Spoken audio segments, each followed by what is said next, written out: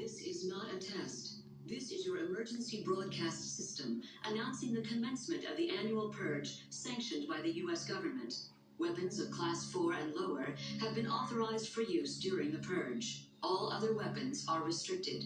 Government officials of ranking 10 have been granted immunity from the Purge and shall not be harmed. Commencing at the siren, any and all crime, including murder, will be legal for 12 continuous hours. Police, fire, and emergency medical services will be unavailable until tomorrow morning at 7 a.m. when the Purge concludes.